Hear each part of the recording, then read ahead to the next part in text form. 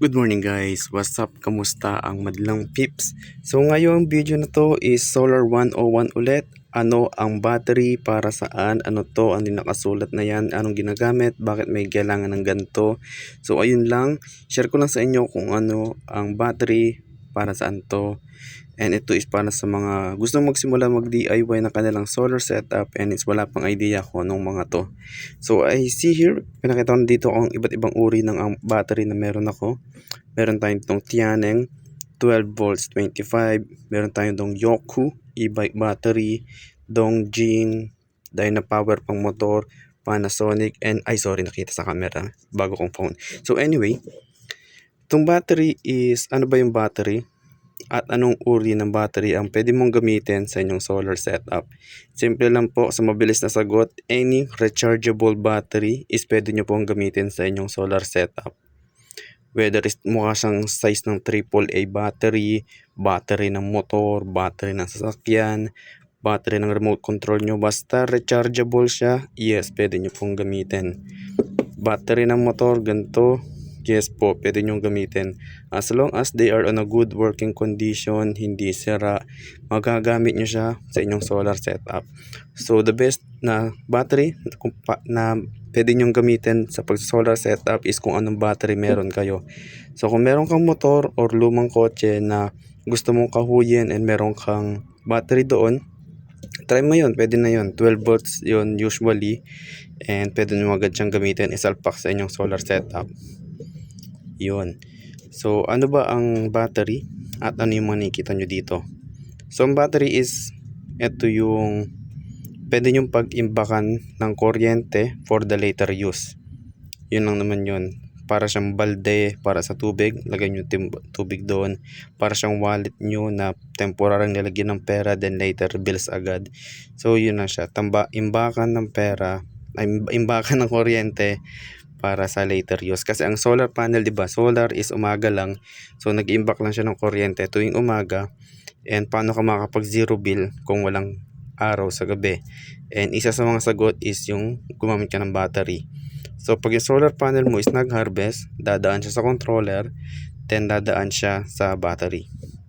And si battery is i-store niya yung kuryente na naipon sa umaga.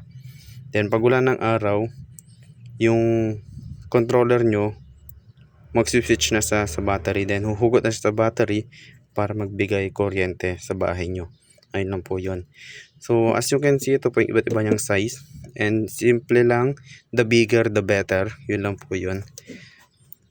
So ano yung mga nakikita natin dito? So meron kayong makikitang similarities gaya nito. Saan yun? Ito pala muna, iba't ibang uri pala ng battery. So lead acid ang yung usually ginagamit sa mga motor.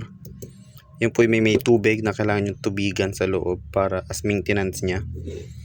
Then meron din tayong gel type battery.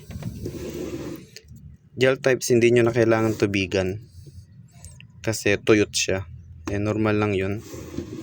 And then yung life po is wala po ako nun kasi yun yung pinakamahal and komplikado sa wiring. So ayoko nun, kaya di ako bumibili. So anong pinagkaiba ng tatlo? Lead acid is ito yung pang bardagulan na battery, since okay lang sa kanila na ma-overcharge yung bang mabugbog. Madali lang kasi siyang i-maintenance. Lagyan mo lang ulit siya ng tubig, yung parang luha ng natutulog na Diyosa, patak mo lang sa taas niya, then okay na uli siya. Then lead acid naman ay yung mga gel type pala, is medyo may konting maintenance siyang kailangan, 50%, and medyo mura ang gel type, pero mas pinakamura ang lead acid. Pinakamura is yung mga one time use na battery. Then lastly is na battery is yung life po nga na tinutukoy nila, lithium phosphate kineme battery, na yun po yung mahal pang rich kid, and yun po yung may magandang efficiency and magandang storage. And overall, mas maganda, yun talagang the best. Pero may some reason kaya mas gusto ko ang gel type battery. Gel type battery. Gel type. Ito lang ang lead acid. So, punta tayo ngayon sa makikita natin sa harap ng battery. Okay. ito. So, ano yung mga nakikita mo dito? Siyempre, brand, Tianeng, yung model nila, uri, deep cycle, kineme, blah blah blah. So, ito siya, AGM gel. So, gel type siya. And ito yung 12 volts, 25 ampere hour. So, 12 volts, ito po yung lakas ng battery. So, kaya niya magtulak ng 12 volts. 25 Ah, ito po yung 25 ampere hour, which is capacity ng inyong battery. 25 is ideal temperature na gustong gusto niya. So, pag nasa ganyan temperatura siya, masaya ang inyong battery. Umiinit ba ang battery? Yes po, pag na-overcharge, umiinit ang battery. And hindi rin ideal na ilagay ang battery malapit sa mga inverter. Kasi po ang inverter is nagbubuga ng mainit na hangin. At pag nainitan to, medyo magreklamo siya, magbuwelga, magrarally sa May 1, kilos protesta tungo sa mas better na temperatura sa kapaligiran. So, ayan lang siya. Then, meron dyan siyang charge method. So, pag punong-puno siya, and may konting enerhiya pa, sa ganyan dapat ang voltage niya. Kapag nag-full charge siya or nag-attempt siya magpuno, ganito ang voltage niya. And current na ideal na ilabas or ipasok sa kanya is ganyan. And konting warning na huwag gagawin. Kung saan gawa, pangalan ng kumpanya, and icon na kung ano meron sila, website ng kumpanya. So, yun lang po yung general na nandyan. Yung computation tungkol sa watt, volts, ampere hour, next time na po yun kasi marami-rami yun and baka magulat kayo pag ngayon agad. So, ayun. Gilid natin siya ulit. Taka pala kayo bakit may mga ganito sa ibabaw nila. Kinalas ko lang kasi sila kung saan sila nakalagay, kung saan sila ginagamit. Kaya may ganyan sila. So, ito yung nakasetup ko sa aking taas ng kusina. Nagbibigay ilaw 24 hours.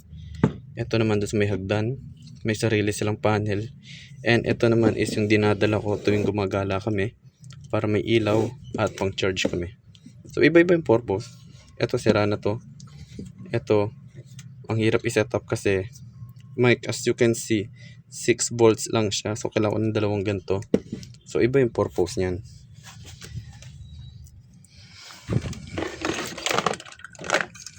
So, ngayon, lahat sila is kailangan ng inverter para magamit. Gaya nito. Pero next time itong inverter. Share ko lang sa inyo kung paano ito ginagamit. Kaya siya may ganito para easy access sa mga connection gaya nito. So, sundot ko lang siya dito and wala. Nagamit ko na. Ayan o. Kaya meron ng mga gantong connector. Para madali lang siyang ilusot dito. Ganun ba? So, yun lang.